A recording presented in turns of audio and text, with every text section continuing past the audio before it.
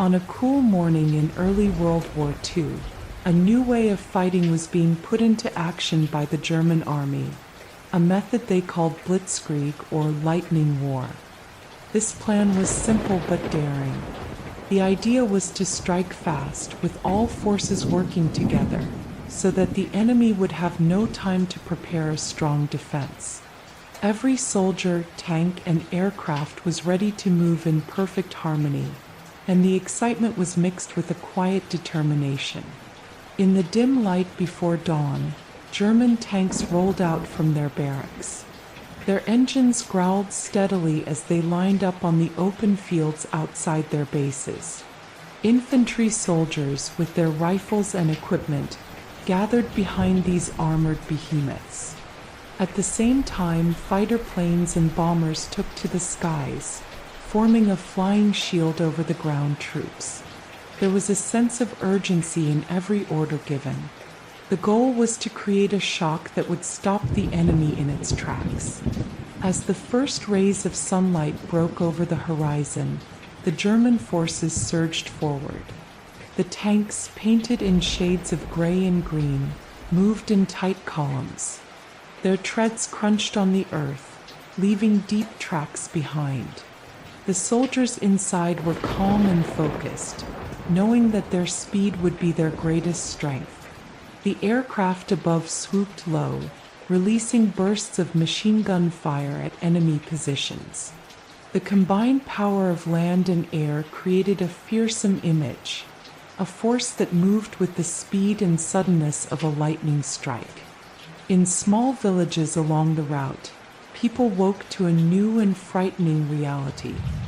Families huddled in their homes, listening to the distant rumble of engines and the occasional thunderous boom from overhead. They had heard rumors of this blitzkrieg before, but now they were witnessing its power. In the early hours of the morning, many found themselves caught completely by surprise. The enemy was not slowly amassing, but already moving swiftly across the land. At the core of this strategy was careful planning. German commanders had studied the old battles and learned that slow, drawn-out fights could give the enemy time to regroup. They had trained their troops to move quickly, to communicate with each other using signals, and to work as a single, powerful unit. This new tactic meant that there was little time for the enemy to think or plan a counterattack. Instead, they were forced to react on the spot, a reaction that often came too late. As the first tanks broke through small defensive lines, the enemy's response was disorganized. French troops, who were used to more traditional methods of warfare, found themselves overwhelmed by the rapid and coordinated assault. The German tanks smashed through barricades and dug in deep, while the accompanying infantry swept in to secure any captured ground. It was as if every move had been rehearsed, every step planned. The enemy was left confused and unable to mount an effective defense. In the control rooms of German command centers, officers watched the progress on large maps. Red markers were placed over the enemy positions as the tanks advanced. Every update brought a sense of pride mixed with the knowledge that there was still much work to be done. The German High Command believed that if they could maintain this speed and coordination, victory would come quickly, and the enemy would never know what hit them. Meanwhile, on the ground, the atmosphere among the soldiers was a mix of excitement and tension. Young men, some barely out of their teens, had been trained in the art of blitzkrieg. They knew that each moment counted and that hesitation could cost lives. With every kilometer gained, the soldiers pushed on with a fierce determination. They relied on one another, knowing that a strong bond and clear orders were the keys to success. As they moved, they cleared obstacles, knocked down barriers, and often found themselves in the middle of fierce, short-lived skirmishes with enemy patrols. One tank commander recalled that day later with a calm yet proud tone, "We moved as one machine. There was no time to waste, no moment to slow down." Everything we had was focused on that single goal, to break through and keep moving. His words reflected the spirit of Blitzkrieg, a spirit of relentless forward motion. As the German forces advanced further, the impact of Blitzkrieg became clear. The enemy's defenses, which had once seemed formidable, began to crumble. The speed of the attack meant that French commanders could not organize a proper response. Their signals went unanswered, and their orders fell into confusion. Towns that were thought to be secure were suddenly abandoned as German soldiers moved in, often with little resistance. This rapid collapse of defense lines was not only a military success but also a powerful blow to the morale of the enemy. Throughout the morning, the German advance continued without a pause. The combined might of tanks, infantry, and aircraft seemed unstoppable. Every captured village, every fallen enemy outpost, added to the legend of this new way of war. Reports of their progress spread quickly, sometimes even ahead of the actual advance. In radios and whispered conversations among local populations, the name Blitzkrieg grew to symbolize a force that was both swift and deadly. Yet even in these early hours of victory, there was a careful attention to detail. The German commanders were aware that a rapid attack, however effective, needed to be supported by secure supply lines and clear communication. While the momentum was strong, they also knew that the enemy might regroup if given time.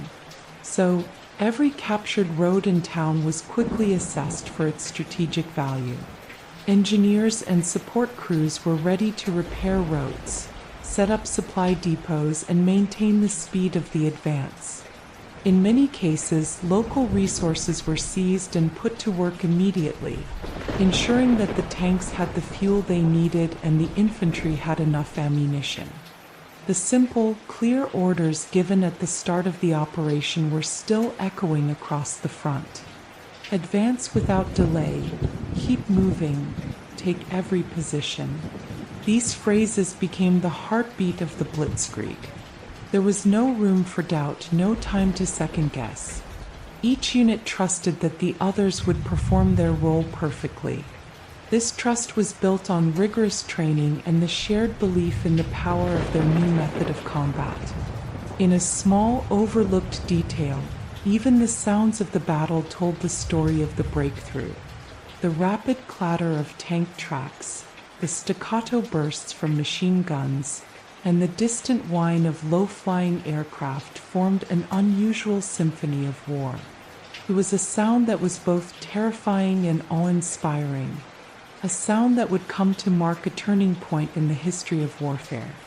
In homes and in military barracks alike, this noise was a reminder of the unstoppable force that was now sweeping across Europe. For the German soldiers, each moment on the move was a lesson in the art of war. They learned quickly that speed could sometimes be more powerful than sheer numbers. In the chaos of battle, every decision had to be made swiftly and with confidence. The rapid pace of Blitzkrieg meant that there was no time for hesitation. Instead, each soldier trusted that their training and their comrades would see them through. This collective resolve was the backbone of the operation, driving them forward with the energy of a well-oiled machine. As the morning turned into midday, the initial shock of the enemy gave way to a hard, focused determination. The German units, now well into enemy territory, began to set up temporary command posts to regroup and plan the next moves. Here, in the brief moments of pause, commanders would confer over maps and radios. They discussed the lessons learned from the early hours of the assault and prepared for the challenges that lay ahead. The speed and surprise of Blitzkrieg had worked brilliantly, but every victory brought with it the need for caution. They knew that a rapid breakthrough could lead to unforeseen difficulties if the enemy managed to regroup. Despite these concerns, the overall mood was one of confidence. There was a belief that this method of fast, aggressive action was not just a tactic, but a revolution in military strategy. The early successes were proof that blitzkrieg could change the way wars were fought. Each captured position, each enemy stronghold that fell without a prolonged battle, added to the growing reputation of the new method. The world was watching as traditional armies were forced to confront a new kind of warfare. A warfare where speed, coordination, and relentless forward movement reigned supreme. The breakthrough on that cool morning marked the beginning of what many would later call the Blitzkrieg era. It was a time when battles were won in hours rather than days, and when a single well-planned attack could shatter years of defensive strategy. In the hearts of the soldiers and the minds of the commanders, the idea of blitzkrieg became synonymous with hope and rapid victory. They believed that if they could continue this way, the war would be decided quickly, and the enemy would never know what hit them. As the day drew to a close, the German forces paused to take stock of their achievements. The early hours of the morning had transformed the battlefield, turning the tide in ways that no one had anticipated. The success of Blitzkrieg on that day was not just a military victory, it was a sign of a changing world. It showed that new ideas and bold actions could challenge even the most established armies. It was a moment that would be remembered as the day when speed and innovation reshaped the face of war. In the quiet that followed the day's fighting, there was time for reflection. Soldiers cleaned their equipment and shared stories of the morning's triumphs. Commanders reviewed their strategies, already planning for the next phase of the campaign. The breakthrough had been achieved, but they knew that the road ahead would demand even more of them. Every captured town, every disrupted enemy line, was a step deeper into a conflict that was growing in scale and complexity.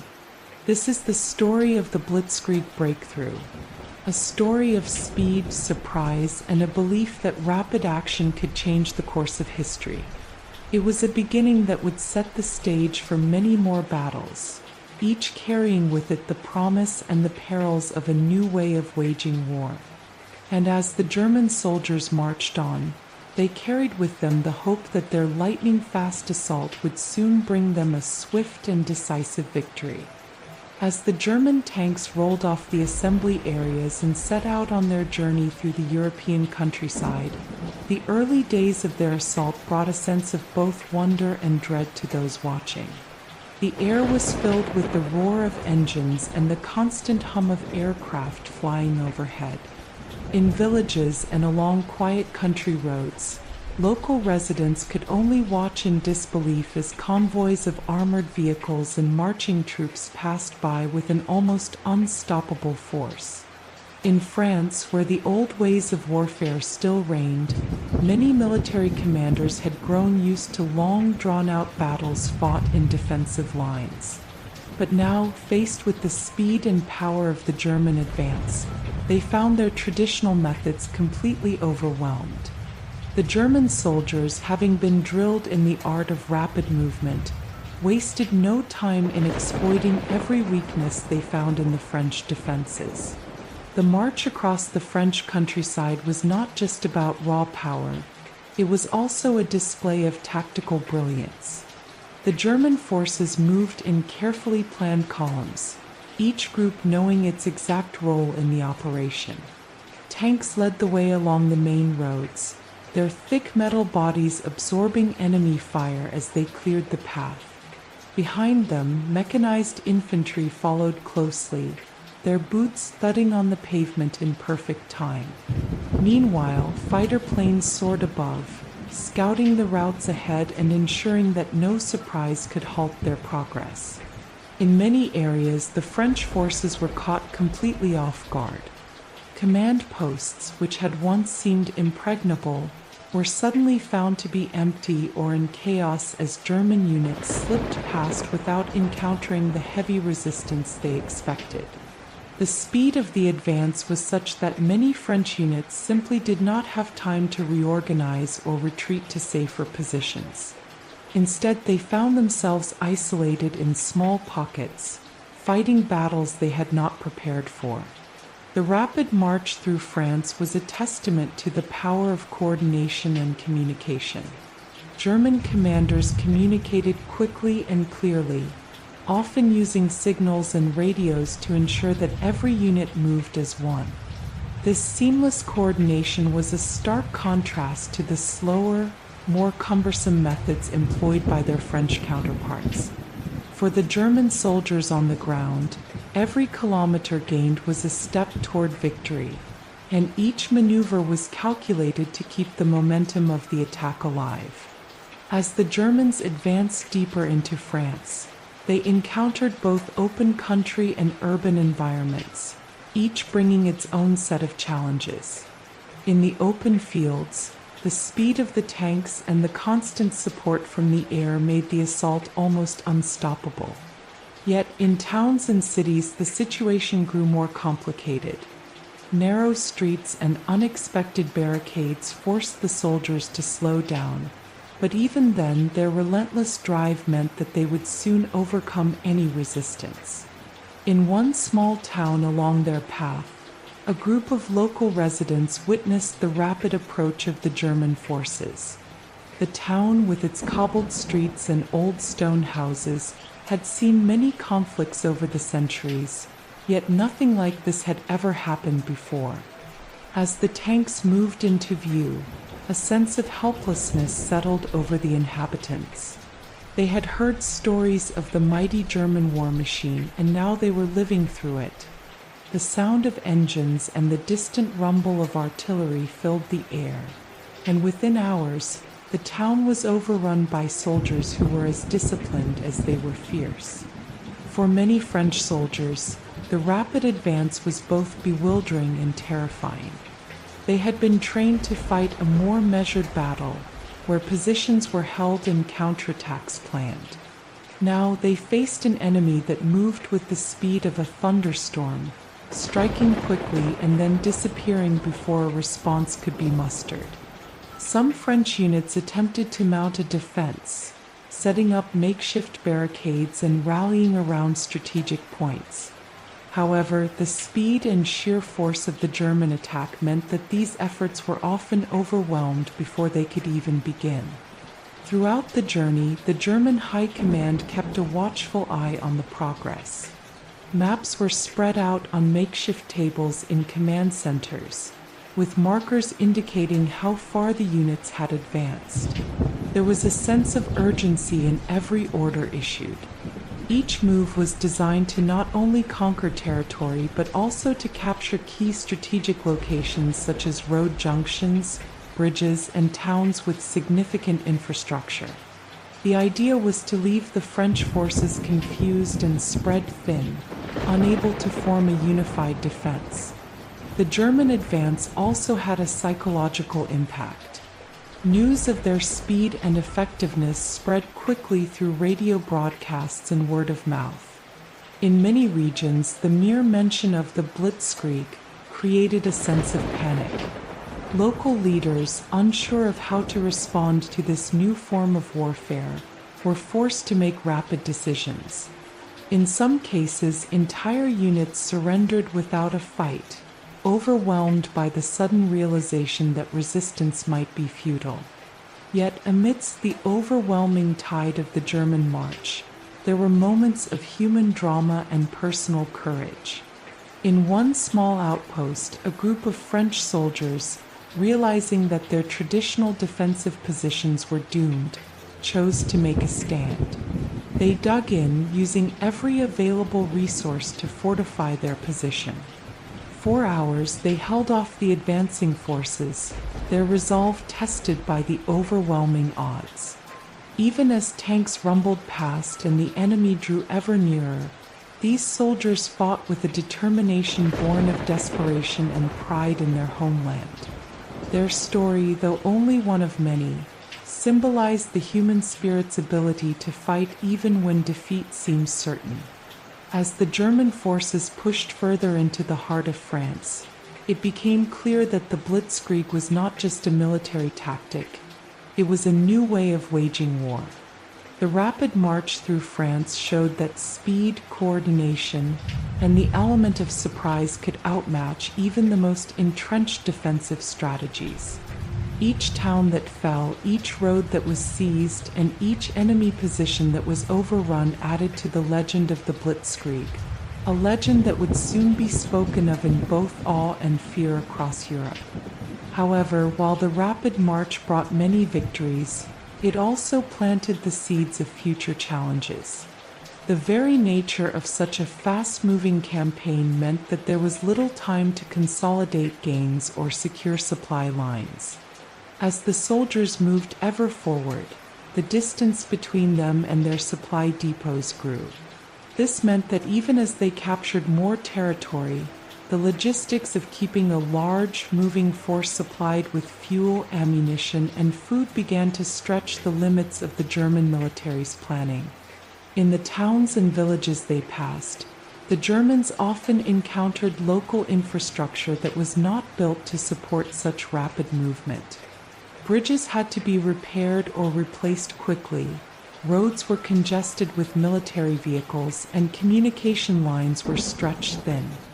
Yet the discipline and training of the German soldiers, combined with the flexible nature of their command structure, allowed them to adapt on the fly. Engineers and support units worked tirelessly, often under fire, to repair damaged roads and ensure that the momentum of the march was not lost. As night fell on the second day of the advance, the rapid march slowed to a brief pause. Commanders took the opportunity to assess the situation, reorganize their units, and plan the next phase of the attack. In the dim light of makeshift command centers, the reality of their situation became clear. They had achieved remarkable success, capturing large areas of French territory in just a few short days. But with each mile gained, the challenge of maintaining their supply lines and communication grew ever more pressing. The rapid march through France was both a military and a logistical marvel. It showcased the ability of the German forces to adapt and innovate in the face of unexpected challenges. As they pressed on, the soldiers knew that each new town and road was a prize to be claimed, a step closer to what they believed would be a swift and decisive victory in the war. And so, with renewed determination and the unyielding belief in the power of Blitzkrieg, the German advance continued. The story of this rapid march is a reminder of how the speed of an attack can change the course of a conflict. It was a time when the old rules of war were rewritten, and the battlefield was transformed by a new kind of force, a force that moved like lightning, leaving behind a trail of conquered territory and shaken defenses. For the French, the rapid march through their lands was a shock to the system, a wake-up call that traditional strategies were no longer enough in the face of a new, dynamic enemy. This part of the story sets the stage for the challenges that would soon arise from the very strengths of Blitzkrieg. While the rapid advance brought many short-term victories, it also began to show the cracks in a strategy that depended on speed and relentless forward motion. In the next part of our story, we will explore how these signs of overextension emerged and set the stage for unexpected setbacks that would eventually change the tide of the conflict. As the German forces continued their swift advance through France, a quiet trouble began to emerge beneath the surface of their rapid victories. What had started as a bold, daring push into enemy territory was now showing signs of strain.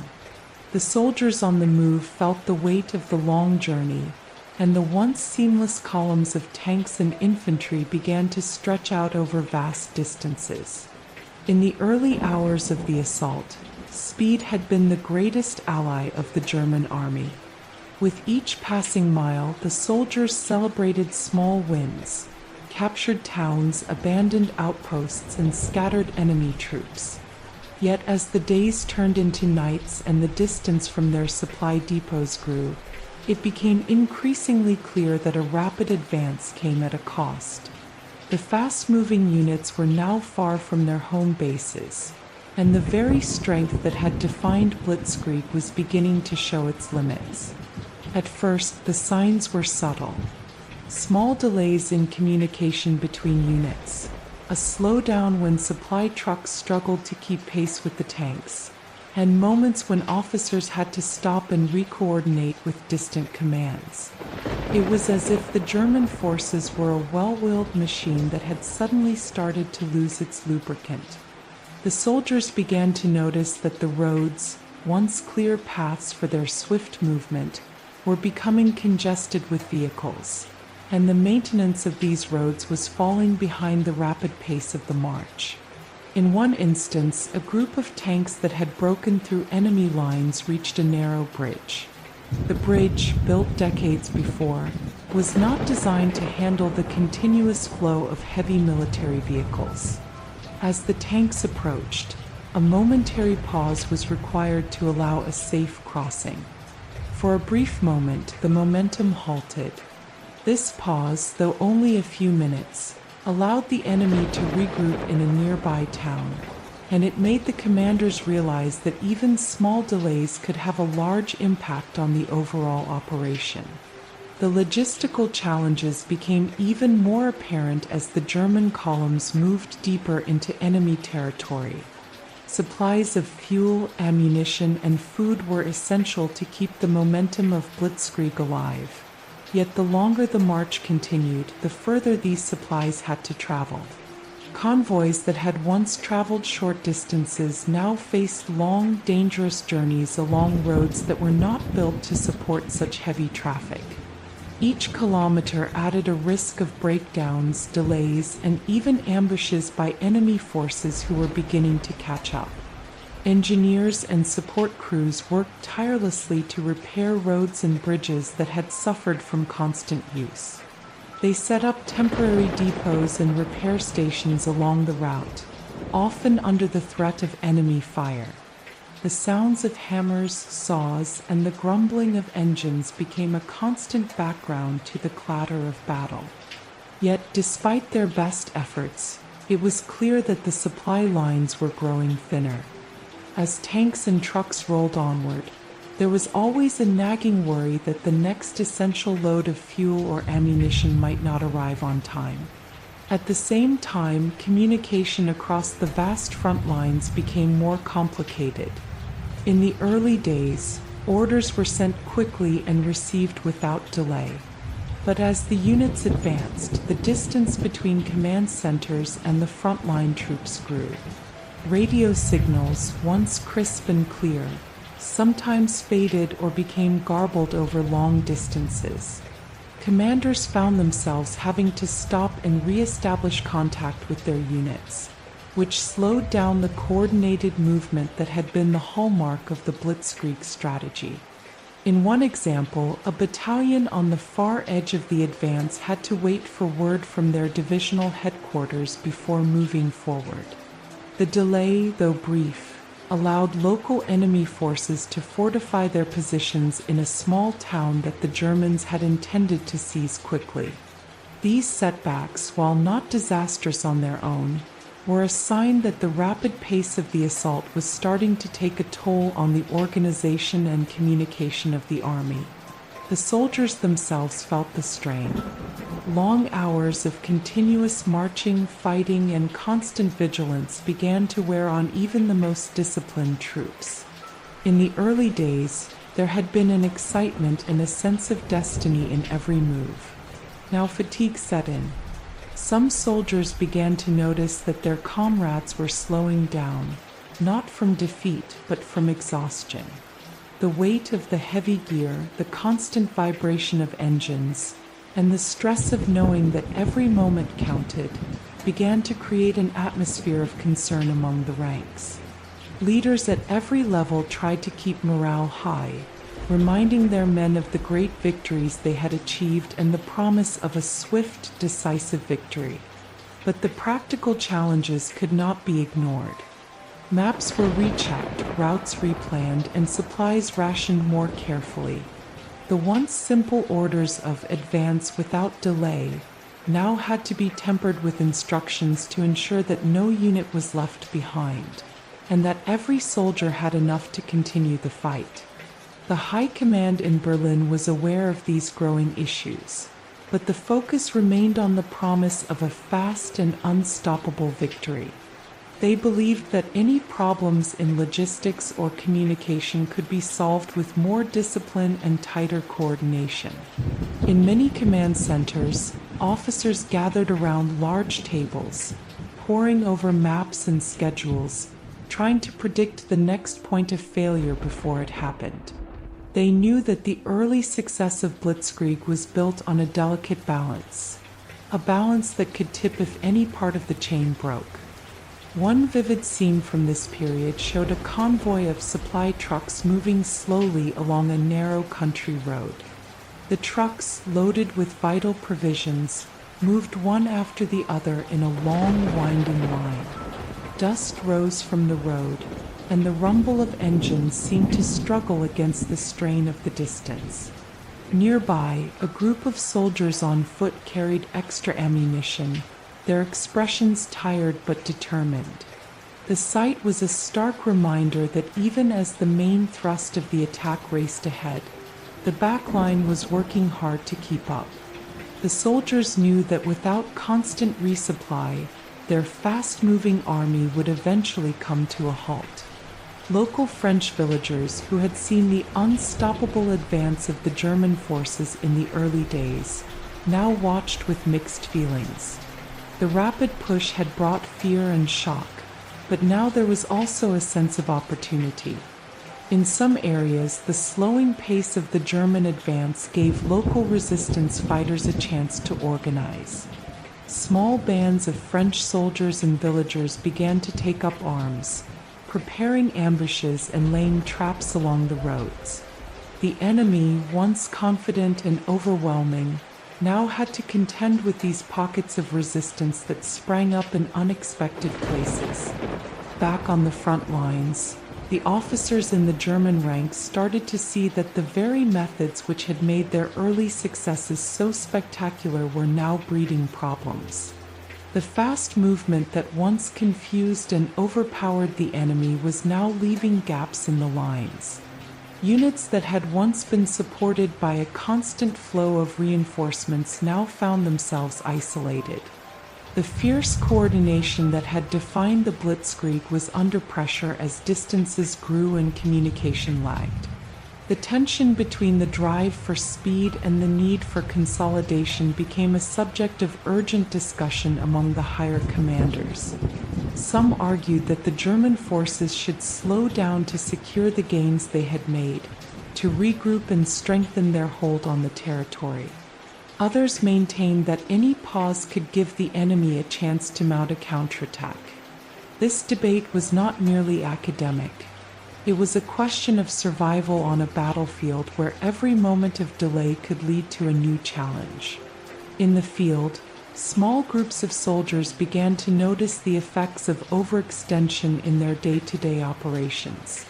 A tank crew in a remote village recounted how they had to wait for over an hour before a repair truck arrived to fix a broken engine. Meanwhile, an infantry platoon found themselves running low on ammunition because resupply had been delayed by the heavy traffic on the roads.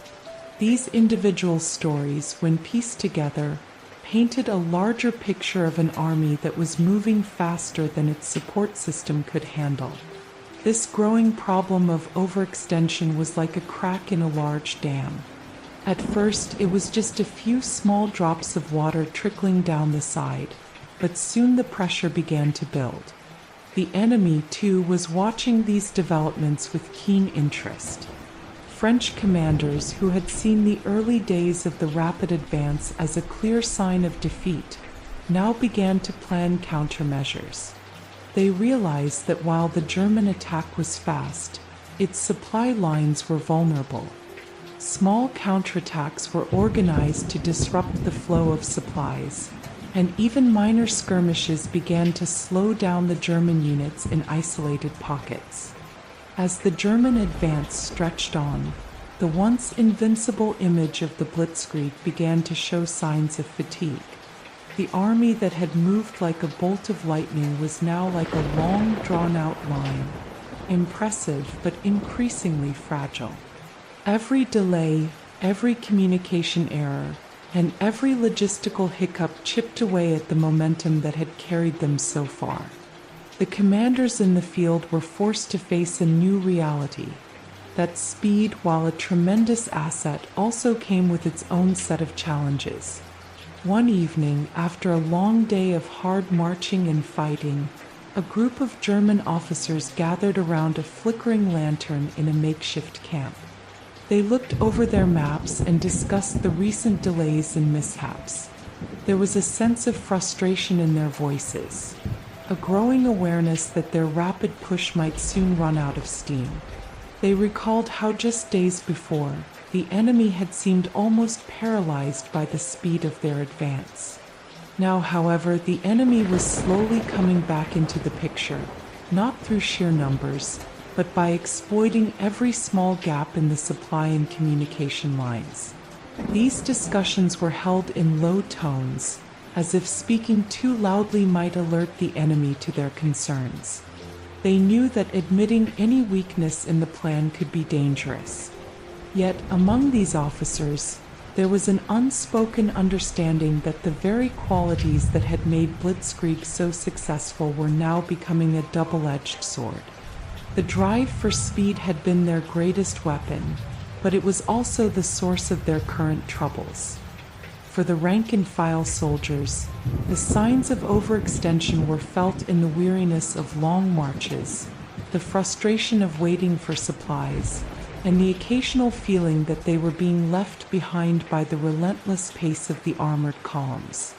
Many recalled the early days of the attack with a sense of awe at the speed of victory, but now those memories were tinged with the reality of exhaustion and uncertainty. The once clear path of conquest was now marked with obstacles that had not been seen in the excitement of the breakthrough. In the villages and towns that fell under German control, local residents began to notice that the occupation forces were not as swift and overwhelming as they had been at the start. The soldiers, once moving like a single unstoppable force, were now seen stopping to repair roads, waiting for supply trucks, and even having brief moments of rest. These small pauses, while necessary, were a sign that the great march of the Blitzkrieg was beginning to show cracks. Yet even as these challenges emerged, there was still an undercurrent of determination among the German ranks. The lessons of overextension were not lost on them. Instead, they became a critical part of the evolving strategy. Officers started to experiment with new ways of balancing speed and stability, sending out smaller, more agile units to scout and secure key areas while the main body of the force pressed on. In makeshift meetings by lamplight, new plans were drawn up to improve communication and reinforce supply lines. There was a growing belief that the very challenges they faced could be overcome with careful planning and a renewed focus on logistics. This period of overextension was a turning point, a moment when the full cost of a rapid advance began to show. It was a reminder that even the most powerful force can be weakened by its own momentum if it is not carefully managed. As the German forces continued their march, the early promise of Blitzkrieg was now accompanied by a cautious awareness of its limits. The road ahead would demand not only speed and courage, but also careful planning, coordination, and a willingness to adapt when things did not go as planned. In the silent moments between battles, as soldiers cleaned their tanks and prepared for the next push, the message was clear. The breakthrough had been achieved, but victory was not yet secure. The signs of overextension were a warning, a signal that the path of rapid conquest was fraught with hidden dangers. And as the German columns stretched deeper into France, the need to balance the daring spirit of Blitzkrieg with the harsh realities of long supply lines and fading communication became more urgent than ever. This is the story of the signs of overextension, a part of the long, relentless journey that would test the very limits of a new kind of warfare. It is a tale of speed meeting its match in the real world, where every mile traveled comes with a cost, and every moment of delay can change the course of a battle. As night fell on another long day of marching, the soldiers and commanders alike were left to ponder the true price of their rapid, lightning-fast advance. As the German army continued its rapid push across France, there came a time when the very momentum that had driven their early successes began to work against them. The enemy, once stunned by the shock of the lightning assault, slowly started to regroup. In small towns and along quiet country roads, pockets of resistance began to form. For the first time since the attack began, the German soldiers found that their speed was not enough to carry them through without meeting strong, determined opposition. In one rural village that lay near a critical road junction, local French forces had gathered. They had watched in disbelief as the German tanks had thundered past days before. Now, with a clearer view of the enemy's advance, these local fighters started to organize.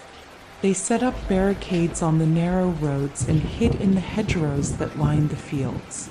Their plan was simple: use the local terrain to slow down the enemy and force them into close quarters fighting, where their numbers and home advantage might even the odds.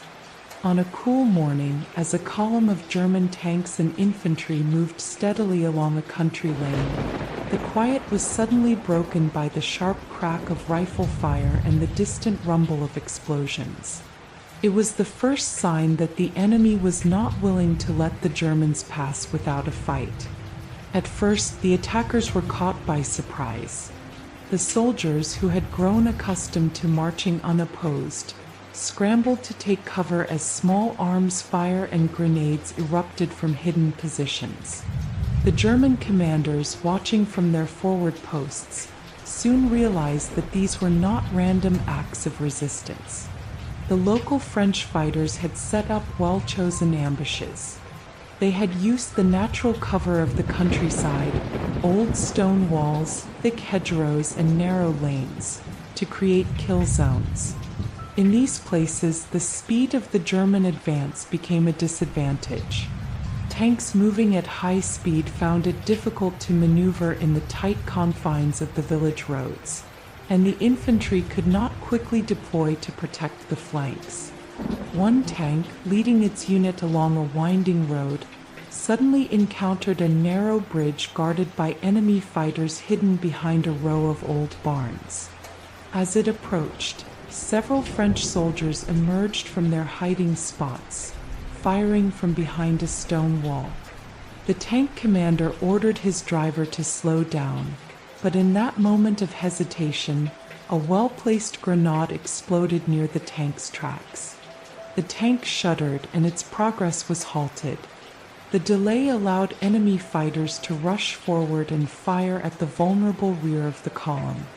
Meanwhile, another part of the German force was trying to secure a small town that sat at a crossroads. The town, with its narrow streets and old buildings, had once been seen as an easy prize.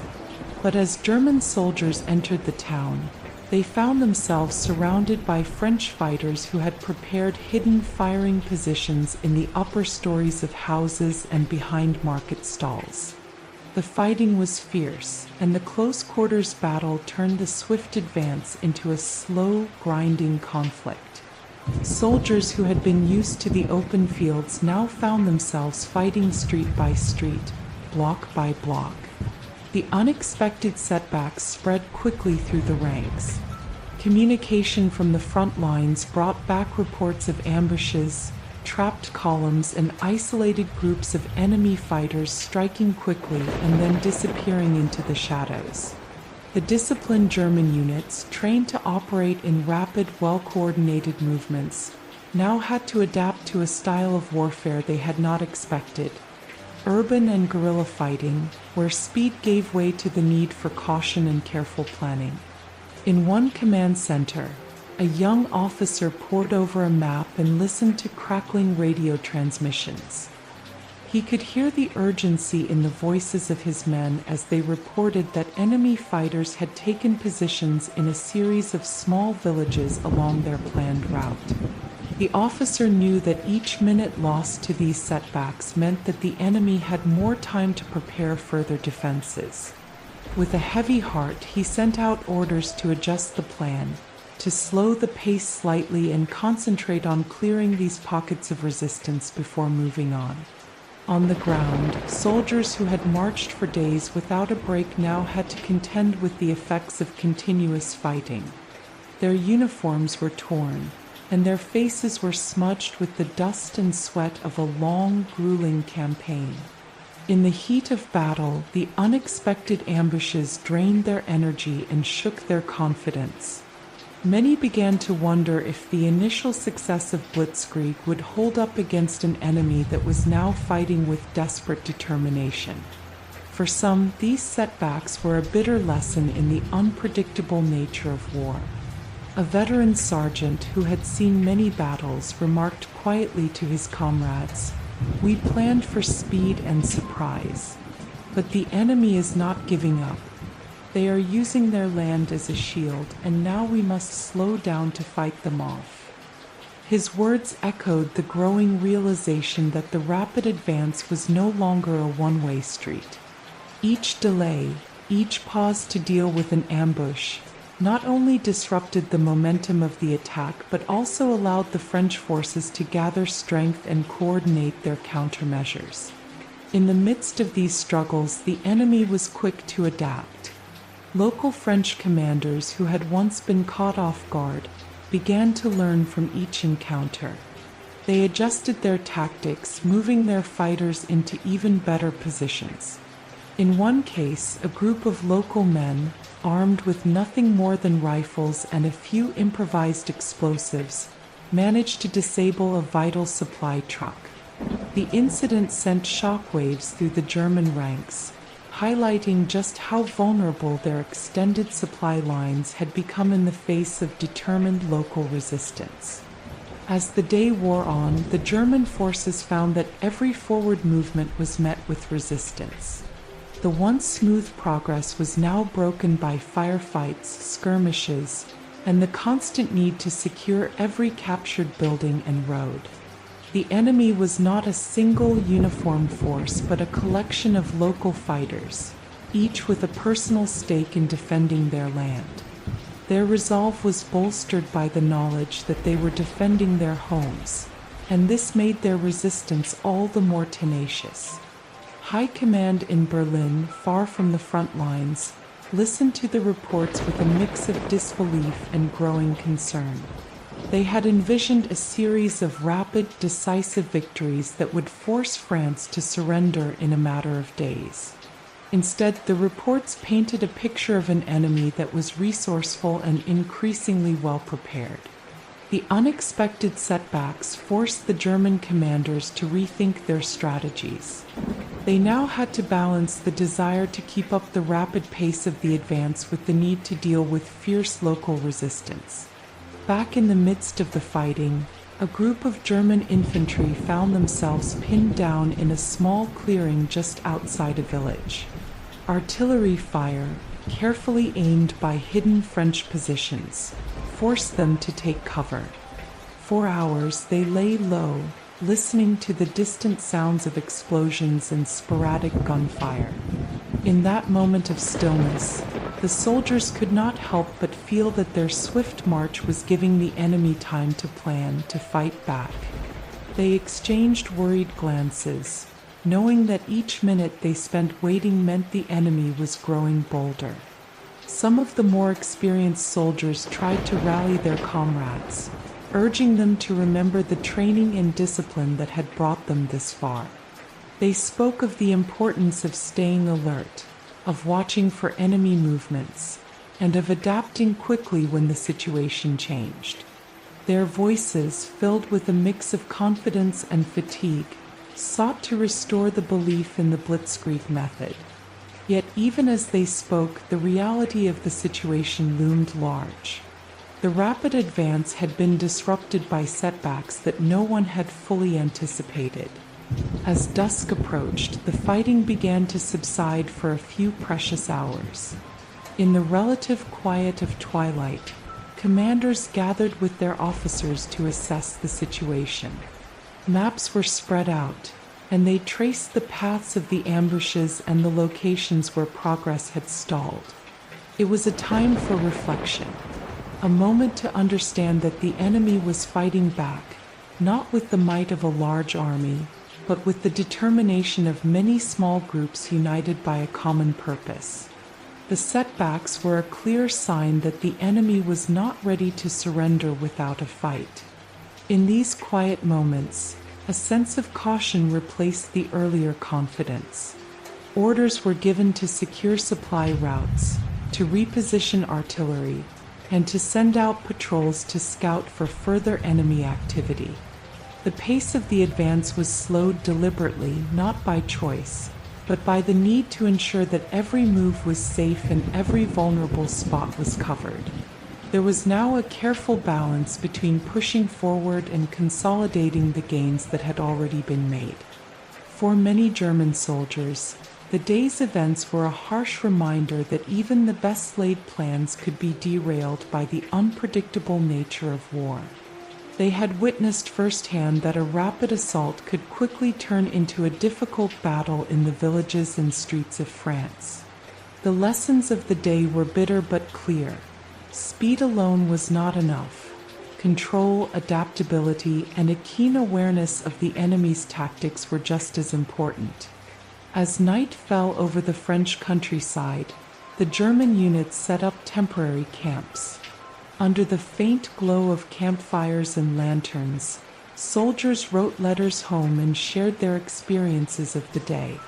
The stories of sudden ambushes, the slow crawl through narrow village streets, and the fierce determination of the French fighters became the talk of the camp. While there was still pride in the initial success of their blitzkrieg, there was now also an unspoken understanding that the enemy was fighting back with courage and resourcefulness. In the darkness, the setbacks of the day mingled with the hope for a quick and decisive victory that had driven them into battle. The German commanders knew that tomorrow would bring new challenges and that they would have to adjust their tactics once again. But for now, the night was a time to rest and to reflect on the unexpected turns of the battle, a time when the true cost of rapid conquest was becoming painfully clear. This is the story of the unexpected setbacks, a chapter in the march of a mighty force that discovered that even a lightning-fast attack can be slowed by the will of those defending their homes. It is a tale of sudden ambushes, hard-fought street battles, and the realization that the enemy, though outnumbered, could use every advantage offered by the land to fight back. In the next phase of this long campaign, the German army would have to face these challenges head-on, learning that even the best plans must bend in the face of unforeseen resistance. In the weeks following the rapid push into France, the German commanders began to face a growing realization. The initial speed and shock of the blitzkrieg were not enough to secure a lasting victory. Deep in their command centers, far from the roar of tanks and the crackle of distant artillery, high-ranking officers pored over maps and reports. The early days of brilliant success were slowly giving way to troubling signs. Here, in these quiet rooms lit only by the glow of oil lamps and the scratch of pens on paper, strategic miscalculations began to take shape. The High Command had placed great faith in the power of rapid movement. They believed that once the enemy was caught off guard, the victory would be swift and absolute. Yet as the German forces advanced, it became clear that their initial assumptions were flawed. The commanders were surprised to see that the speed of their assault was now causing more problems than it solved. Their brilliant plan was built on the idea that all parts of the military machine would work in harmony. But as the distance from the central supply depots grew, so too did the risk of isolation and miscommunication. One of the most critical errors was the failure to properly secure the flanks of the advancing columns. In the rush to push forward, commanders had not anticipated that enemy forces, though scattered, would find ways to strike from unexpected angles. In several battles, isolated groups of German soldiers found themselves suddenly surrounded by local French fighters who had taken refuge in the countryside and urban pockets alike. These skirmishes, which might have been easily managed under different circumstances, now left entire units vulnerable. A young lieutenant, fresh from training and full of the zeal that had driven him to join the ranks, later recalled how his company had been caught off guard during a routine march. They had been ordered to press ahead without waiting for reinforcements, an order that came from a high command confident in its own plan. In the midst of the march, enemy fighters emerged from the cover of hedgerows and abandoned farmhouses. The young lieutenant's unit was forced to scramble for cover, and several soldiers were injured in the ensuing chaos. That day, it became painfully clear that speed, when not carefully managed, could lead to isolation and unnecessary loss of life. Communication, once the backbone of the swift advance, had also started to fail. The officers in the field found that messages sent by radio were sometimes delayed or distorted over long distances. A simple order to hold a position or to change direction could take precious minutes to reach its destination. In one incident, a company waiting for new instructions ended up holding a position for nearly an hour because of a miscommunication. During that delay, local enemy forces were able to organize a counterattack that forced the unit into a bitter struggle. It was a stark reminder that the human element, the need for clear, calm, and accurate communication, could not be rushed. Overconfidence also played its part. The early victories had bred a belief among the German high command that their methods were infallible. They assumed that every setback could be overcome with sheer determination and more aggressive tactics. This mindset led to decisions that, in hindsight, were hasty. For instance, several high-ranking officers insisted on continuing the advance despite clear signs that the enemy was regrouping and preparing for counterattacks. In their rush, they ignored reports from lower-level commanders who cautioned that the enemy was adapting. These warnings, however, were often dismissed in favor of sticking to the original plan. One particularly costly mistake occurred near a small town that had been largely ignored during the initial stages of the advance. The High Command believed that the town was of little strategic importance and that any resistance there could be easily suppressed.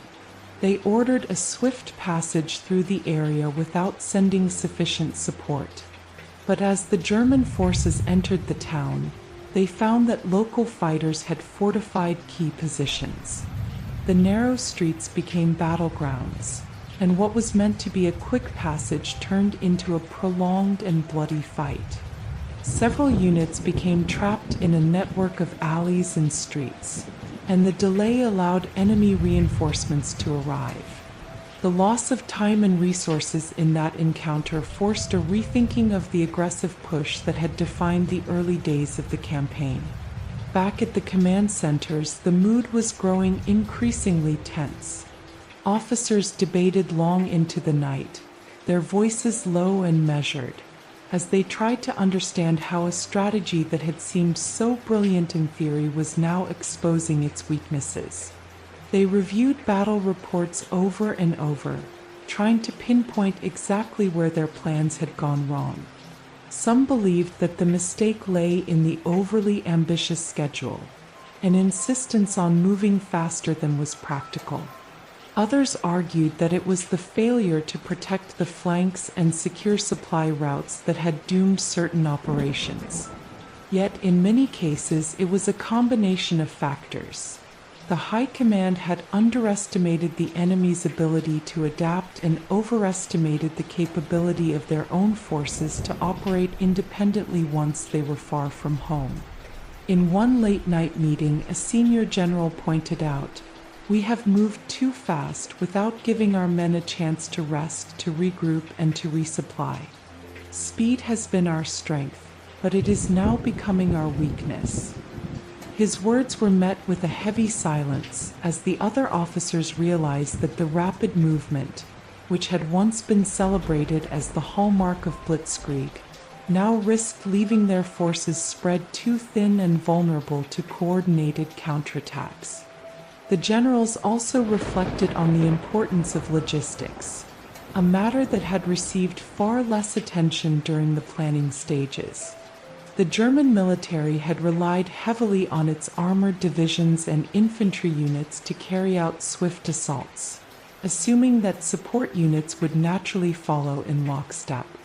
However, as the distance from supply depots increased, it became clear that the support elements could not keep up.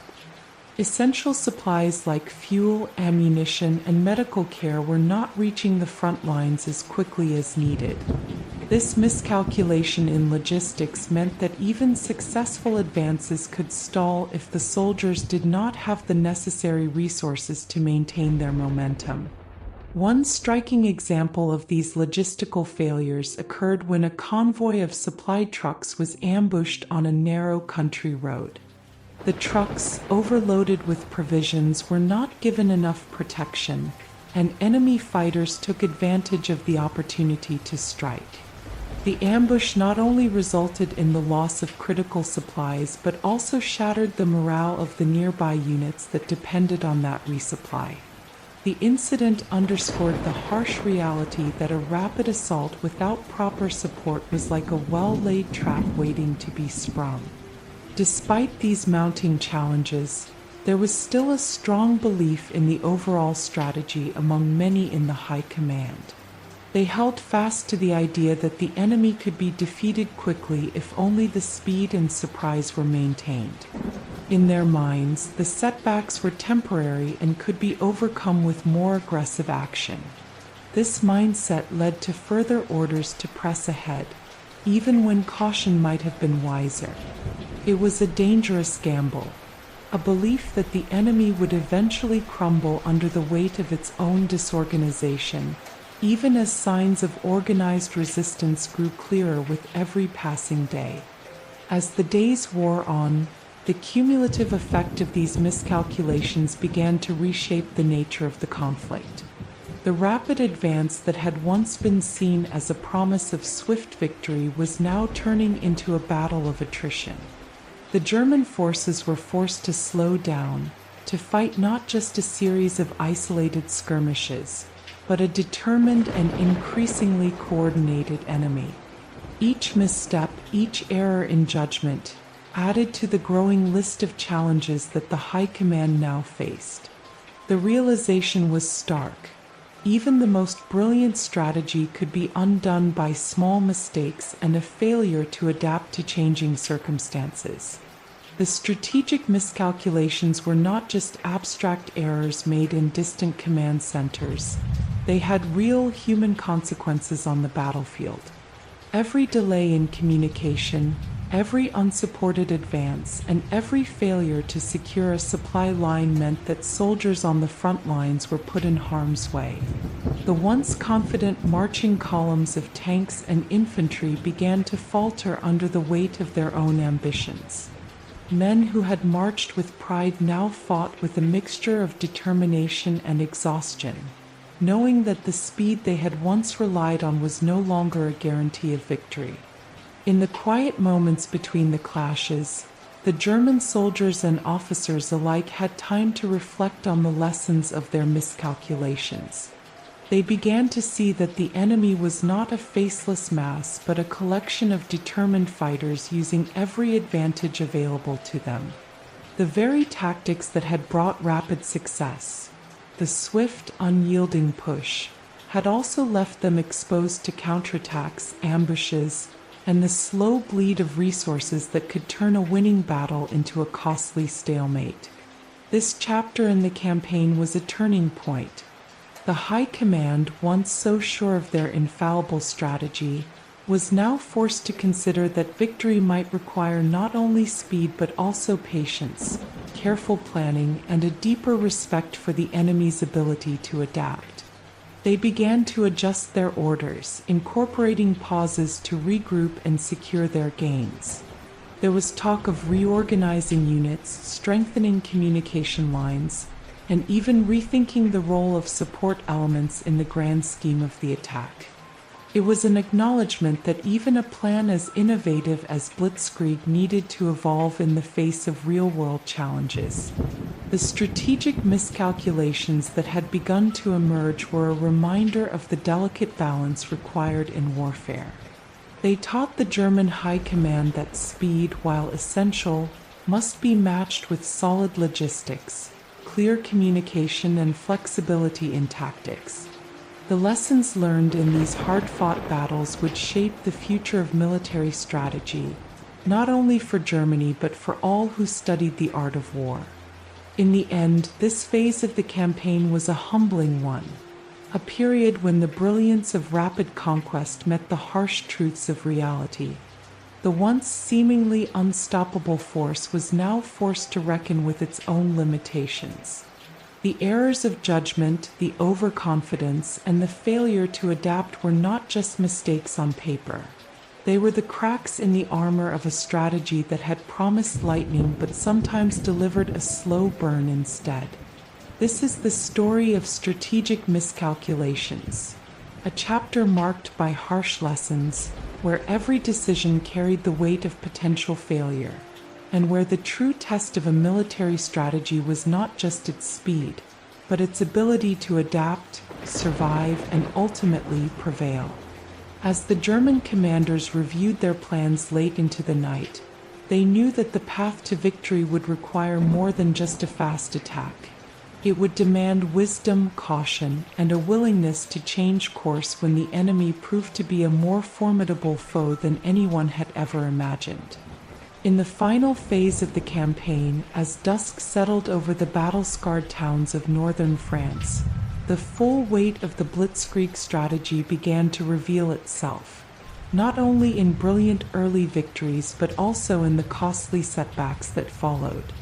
The German forces had pushed deep into enemy territory, capturing town after town and breaking through the once formidable French defenses. Yet as they marched further from home, the early promise of a swift and decisive victory was now tempered by the harsh reality of their own overreach. In the quiet moments after a long day of fighting, commanders gathered in makeshift field tents and abandoned village halls.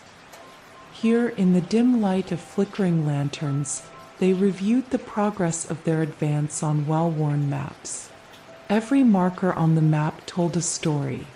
A town taken, a road blocked, a supply line disrupted. And with each new report came a growing awareness that victory would not be as simple as they had once believed. The lessons were clear. The once mighty thrust of the Blitzkrieg had, in its rapid pace, left behind gaps in the lines. The very speed that had once been their greatest strength now risked exposing their forces to the enemy's counterattacks. For every captured position, there was an overlooked detail: a narrow road left undefended, a bridge that could not support a heavy load, or a pause in communication that allowed the enemy to regroup. These vulnerabilities had not been apparent in the early rush of battle, when the thrill of success masked the emerging problems. Now, as the German units dug in to secure their gains, the cracks in their strategy became impossible to ignore. A senior officer, his face lined with fatigue and worry, spoke in low tones during one of the nightly meetings. "We have learned that speed without control is like fire without a dam," he said, his words carrying the weight of hard-earned experience. "Every mile we push forward, we must also pause to build a stronger base, to ensure that our lines are not broken." The enemy is not waiting for us to catch our breath. They are learning from our mistakes and preparing to strike back. In the days that followed, the pace of the German advance slowed. Units that had once raced like lightning were now more cautious, stopping to fortify positions, repair damaged roads, and re-establish communication with their headquarters. This deliberate slowdown was a stark contrast to the earlier days of unbridled momentum. The soldiers, who had once charged forward with boundless energy, now moved with a measured caution born of exhaustion and a newfound respect for the enemy's resilience. The local French resistance, which had at first been scattered and disorganized, began to show signs of a coordinated effort. In small villages and even in the larger towns that had fallen, pockets of fighters emerged. They were not the regular French army, but brave locals, farmers, and townspeople who had taken up arms to defend their homes. Their guerrilla tactics, ambushes on supply convoys, hit-and-run attacks on isolated patrols, exploited every weakness in the German lines. And as these actions multiplied, they served as a bitter lesson. A fast-moving army was only as strong as its ability to protect its rear and secure its supply lines. In one quiet village, a small group of French fighters managed to disable a German fuel convoy. The loss of those supplies sent shockwaves through the nearby units, forcing them to halt and wait for reinforcements. The incident, though small in scale, illustrated the dangerous balance between rapid movement and secure logistics. The German commanders began to realize that every forward push needed to be matched by an equal effort to ensure that their engines were fueled, their ammunition stocked, and their soldiers rested. As the weeks passed, the battlefield itself became a living lesson. The ruined highways and broken bridges, the makeshift barricades erected by French villagers, and the silent, abandoned villages all spoke of a campaign that had turned from a series of dazzling victories into a grueling test of endurance and strategy.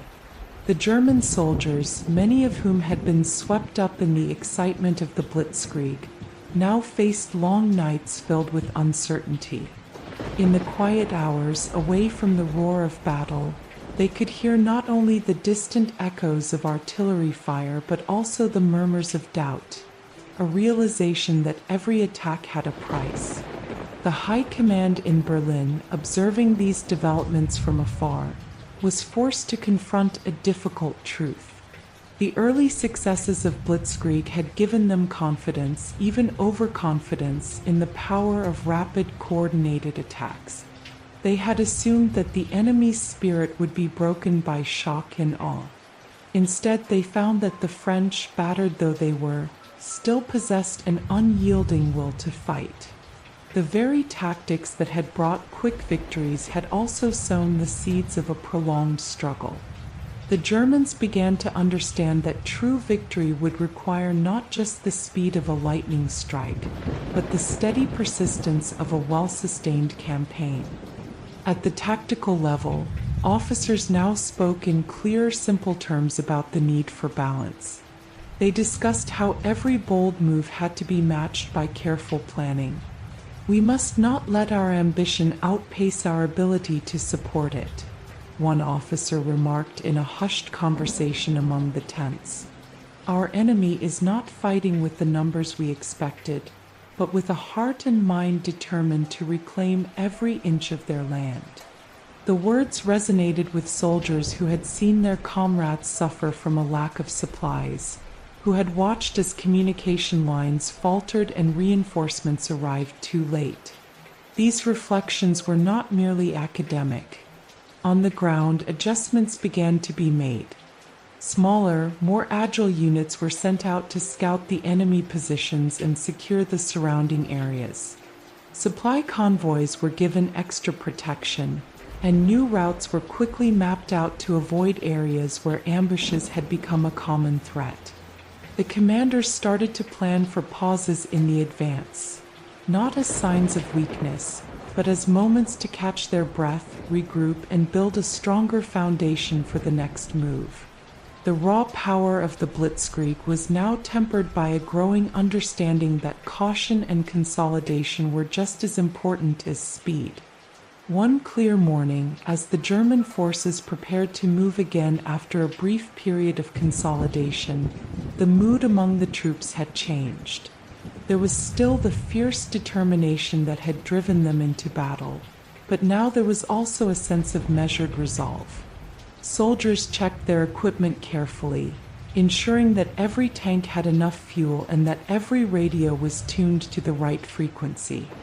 In their eyes, there was a reflection of both the earlier excitement and the hard lessons learned along the way. In the end, the fall of France was not decided by a single sweeping blow, but by a series of small, crucial decisions, each one a lesson in the balance between speed and stability. The German army had shown that a rapid, powerful attack could indeed shatter traditional defenses and leave an enemy reeling. But it had also demonstrated that without careful attention to supply, communication, and local resistance, even the most brilliant strategy could falter. The lessons from the fall of France would go on to influence military thinking for years to come. Commanders on both sides learned that in war, there is no simple formula for victory. The heat of battle can bring brilliant ideas to life, but it can also expose their hidden weaknesses. The experience taught the value of flexibility, the importance of listening to those on the front lines, and the need to adapt plans as the situation changes. It was a reminder that in the chaos of war, even the best laid plans must yield to the realities on the ground. For the German soldiers who had marched so fast and fought so hard, the campaign in France became a story of both triumph and caution. A story of a new way of fighting that promised the world but also demanded a heavy price. In the quiet aftermath of battle, as they repaired their vehicles and recounted their experiences around flickering campfires, they carried with them the memory of every setback and every hard-learned lesson. They knew that the journey ahead would be even more challenging, and that true victory would require not just the flash of a lightning strike, but the steady burn of perseverance and careful strategy. This is the story of the lessons from the fall of France, a story that reminds us that even in the heat of a fast-moving assault, the slow, steady work of building and defending gains is what ultimately decides the outcome of war. It is a tale of bold beginnings, unforeseen setbacks, and the wisdom gained through experience. A lesson that the spirit of a nation is not so easily broken, even by the swiftest of attacks.